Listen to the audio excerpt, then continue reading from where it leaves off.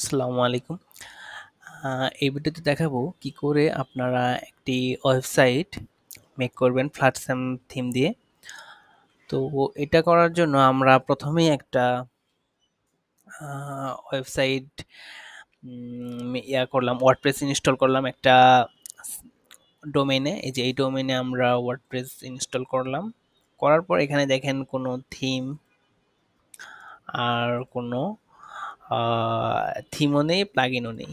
তো এখানে আমরা প্রথমত আপনি যে থিমটা আছে এটা আপনি ইনস্টল করবেন। তো থিম ইনস্টল করার জন্য আমরা প্যারেন্টসে আসার পর অ্যাড থিম, তারপর আপলোড থিম, চুজ ফাইল। তো এখান থেকে আমি একটা থিম ইনস্টল করে নিলাম।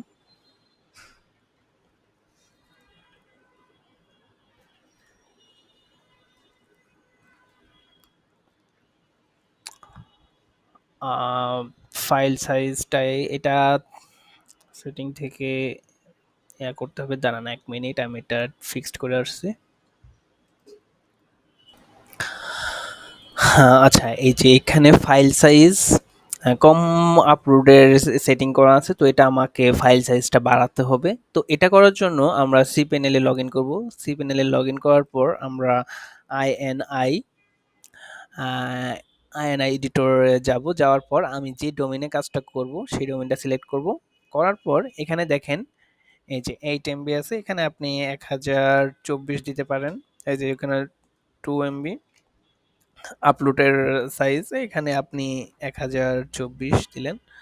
দেওয়ার পর অ্যাপ্লাই অ্যাপ্লাই করলে এখন যদি আপনি এখানে আবার ট্রাই করেন আপলোড করার জন্য, যেমন আমি আবার ট্রাই করছি। আচ্ছা, 1 মিনিট, একটা রিলোড দিয়ে নেই।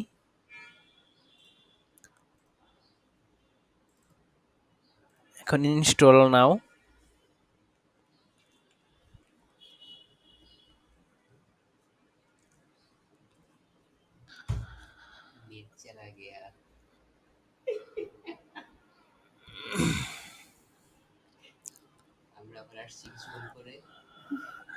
আচ্ছা, ইনস্টল হচ্ছে।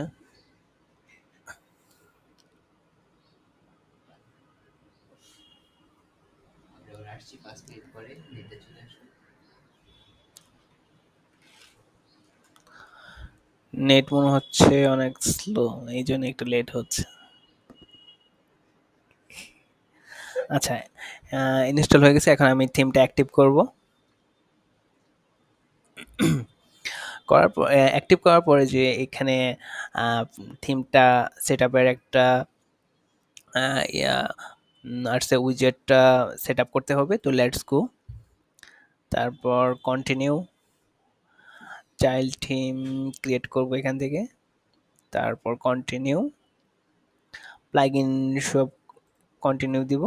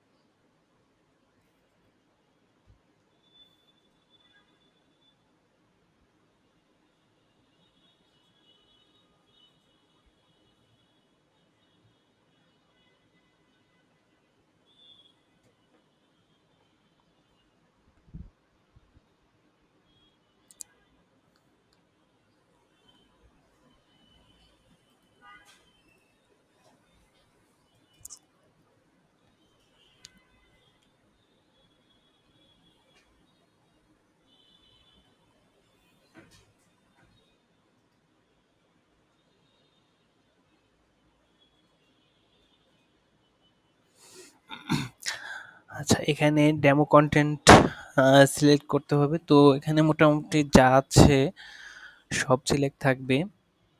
আহ, তেমন কোনো কিছু বাদ দেওয়া লাগবে না। আচ্ছা, প্রোডাক্টস এটা বাদ দিলে দেওয়া যেতে পারে। তো এটা আমি শুধুমাত্র বাদ দিলাম। আপনি চাইলে সবগুলো ডেমো নিতে পারেন। তারপর কন্টিনিউ।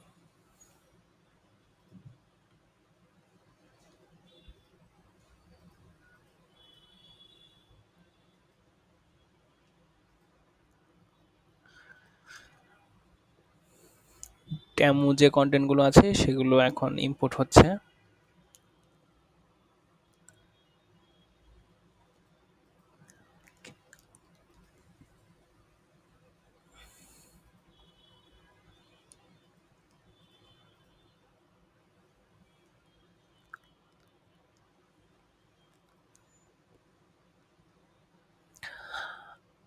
আচ্ছা, এখন আবার এখানে আপনি চাইলে লোগো অ্যাড করতে পারেন। এগুলো আমরা সব পরে করব। এখন জাস্ট কন্টিনিউ এ ক্লিক করব। হ্যাঁ, এটা এগ্রি এন্ড কন্টিনিউ। তারপর ভিউ ইউর নিউ ওয়েবসাইট।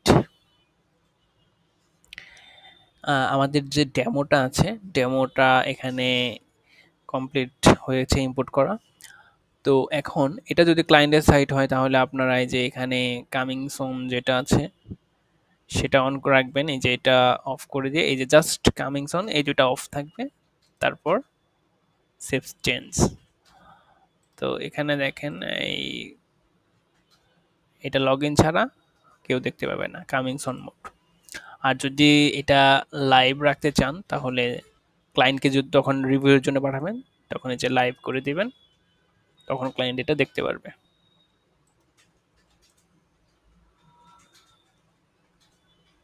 এই যে সাইটটা দেখা যাচ্ছে। তো এটা যেহেতু ক্লায়েন্টের সাইট আমি এটা কামিং সুন মোডে রাখলাম। ঠিক আছে, এখন আমার ডেমো যেহেতু ইম্পোর্ট করা হয়ে গেছে, এখন আমার পেজের কিছু মানে এক্সট্রা পেজগুলো আমি ডিলিট করব। তো এটা ডিলিট করা এখানে টোটাল 79 পেজ আছে। তো এটা ডিলিট করার সবচেয়ে ইজি হলো প্রথমে আপনি অল পেজে আসবেন। আসার পর আপনি সেকেন্ড পেজে যাবেন। সেকেন্ড পেজে যাওয়ার পর আপনি এটা অল সিলেক্ট করবেন। এই যে অল অল সিলেক্ট করে move to trash.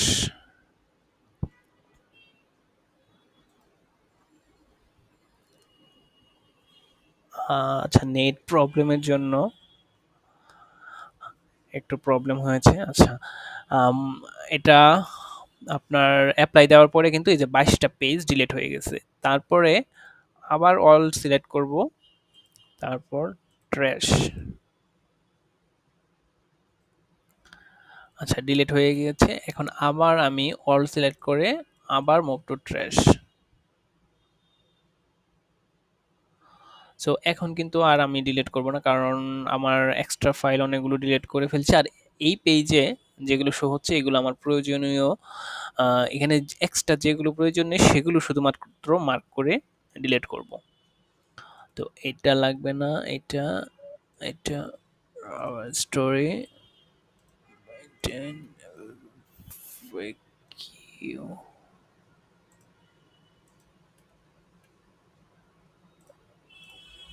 Two trash.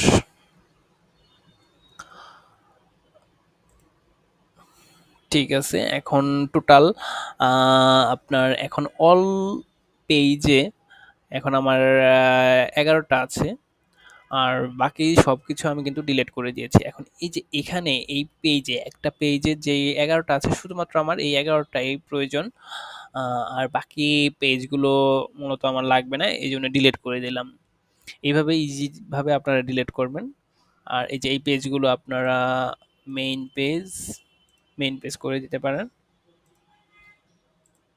R publish করে দিলাম, এটা মেইন পেজ করে দিলাম। আর প্রাইভেসি পেজ,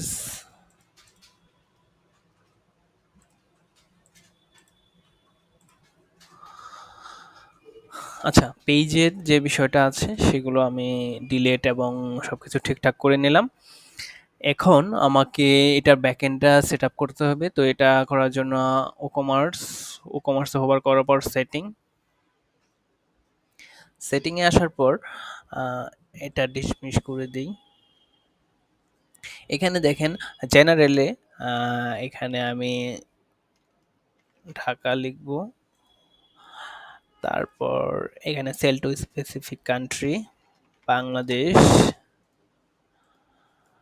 এখানেও স্পেসিফিক কান্ট্রি দিয়ে বাংলাদেশ দিয়ে দিব।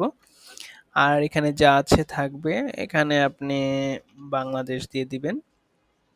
এখানে 2 থাকলেও সমস্যা নেই, আমি 0 দিয়ে দিলাম। ওকে। তারপর এখানে শিপিং। তো শিপিং এটা ক্লায়েন্টের রিকোয়ারমেন্ট অনুযায়ী শিপিংটা অ্যাড হবে। ফ্রি শিপিংও থাকতে পারে, আবার ঢাকা ইনসাইড ঢাকা আউটসাইড ঢাকা থাকতে পারে।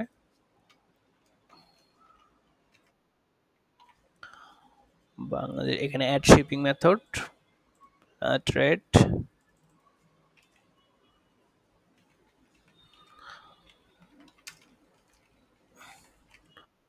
আউটসাইড ঢাকা 120, তারপর দেব inside Dhaka.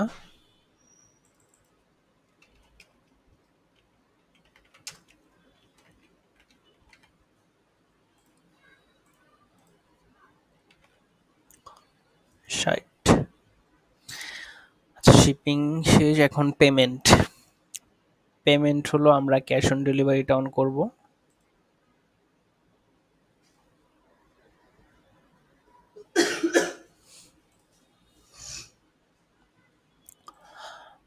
Account and privacy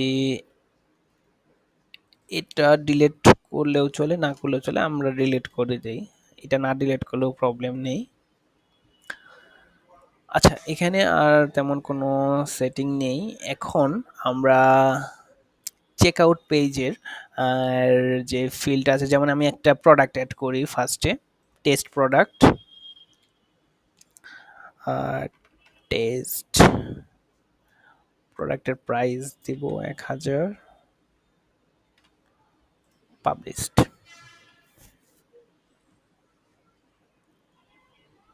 এখন আমি যদি প্রোডাক্টটা ওপেন করি, এই যে প্রোডাক্টটা ওপেন করার পর add to cart, view cart. আচ্ছা, তারপরে প্রসেস টু চেক আউট। এই দেখেন চেক আউটে অনেকগুলো ফিল্ড চলে এসেছে। এগুলো কিভাবে আমি রিমুভ করব? এটা রিমুভ করার জন্য আমরা প্লাগইন ইউজ করব। তো আমরা প্লাগইনে যাব। প্লাগইনে যাওয়ার পর অ্যাড প্লাগইন, এখানে লিখব চেক আউট।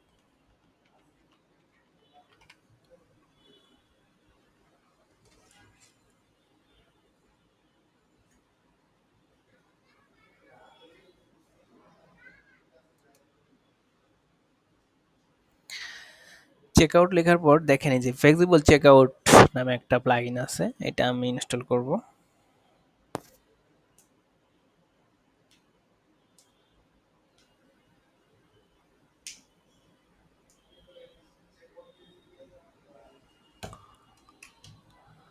এখন এটা আমি অ্যাক্টিভ করব।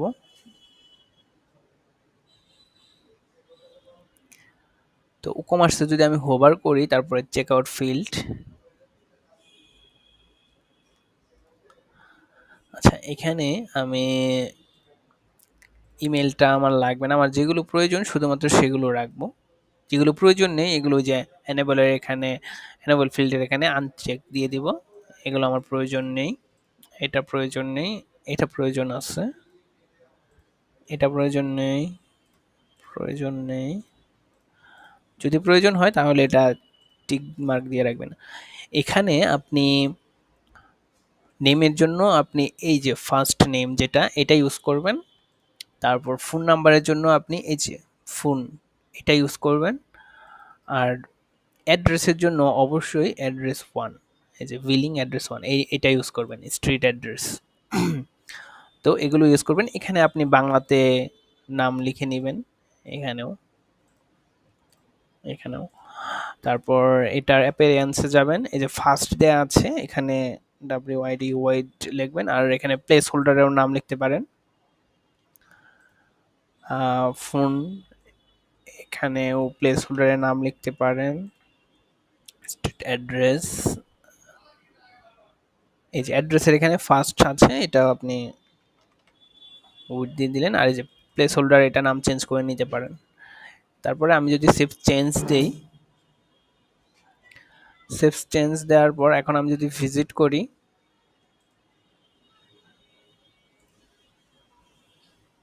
দেখেন এখন কিন্তু আমার এই যে নেম, ফোন নাম্বার এবং অ্যাড্রেস, এই তিনটা অপশন চলে আসছে, আর বাকিগুলো কিন্তু রিমুভ হয়ে গেছে। তো এইভাবে আপনারা এটা আপনারা চেক আউটটা ঠিক করবেন। তো এখন মোটামুটি আমার ব্যাকএন্ডের কাজ মোটামুটি অনেকটুকুই হয়ে গেছে। তো এখন আমরা সাইডের যে ডিজাইন আছে সেটা করব। তো এটা সাইডের ডিজাইন করার জন্য আমরা প্রথমেই পেজে যাব, এখানে কোনো হোম পেজ নেই, তো আমি অ্যাড পেজে যাব। অ্যাড পেজে যাওয়ার পর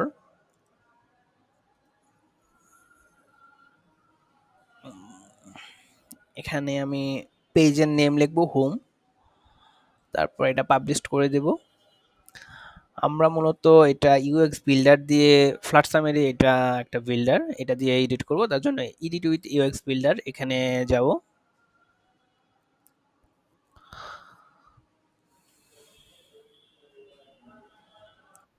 যাওয়ার পর এখানে দেখেন, এখানে আমরা মূলত ডিজাইনটা করব।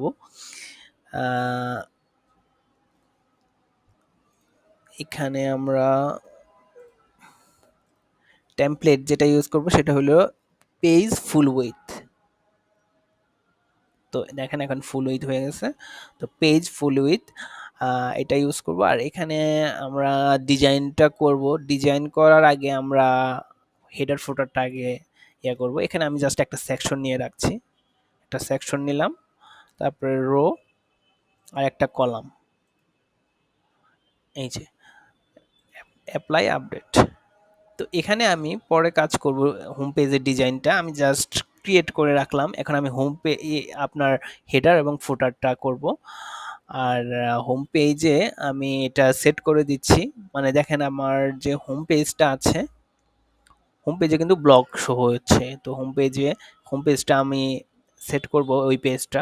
এটা করার জন্য আমরা সেটিংসে আসার পর সেটিংস, রিডিংয়ে ক্লিক করলে এই যে স্ট্যাটিক পেজ এখানে ক্লিক করব, করার পর হোম পেজ, এই যে হোম, এটা আমরা জাস্ট সেভ করে দেব। এখন যদি আমরা ভিজিট করি, তাহলে দেখেন একটা হোম পেজটা আসতেছে, হোম পেজে একদম কোনো কিছু নেই, তো ব্ল্যাঙ্ক, আর বাকি সব কিছু আসতেছে। তো এখন আমরা এটার যে হেডারটা আছে, হেডার পার্ট এবং ফুটার পার্ট এগুলো ডিজাইন করব, তারপর হোম পেজ। তো আমি ফার্স্টে হেডারটা দেখছি। তো হেডারটা ডিজাইন করার জন্য আমাদের লোগো লাগবে, এবং লোগো অনুযায়ী এখানে সবকিছু সেট আপ করতে হবে। তো এটা করার জন্য আমার প্রথমে কাস্টমাইজ অপশন, এটা এখানে আমি ক্লিক করব।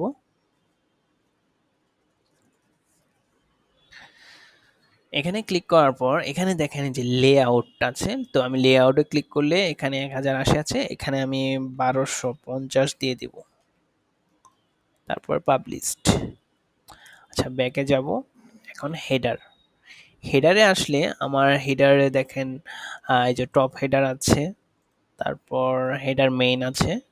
তো যেটা ইচ্ছে এখান থেকে আমি এডিট করতে পারবো, যে এখানে দেখেন হেডার বিল্ডার আছে, এখান থেকে আমি ড্র্যাগ এন্ড ড্রপ করে এই ডিজাইনটা করতে পারবো। তো ডিজাইনটা আমরা রেফারেন্স অনুযায়ী করব। তো এটা হলো রেফারেন্স। তো এখানে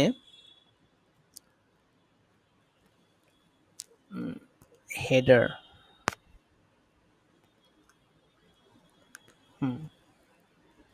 এখানে হেডার ফুল সাইটটা যে foodvalley.com এই সাইটের মতো আমরা করব, এই যে এই সাইটের মতো ডিজাইনটা করব।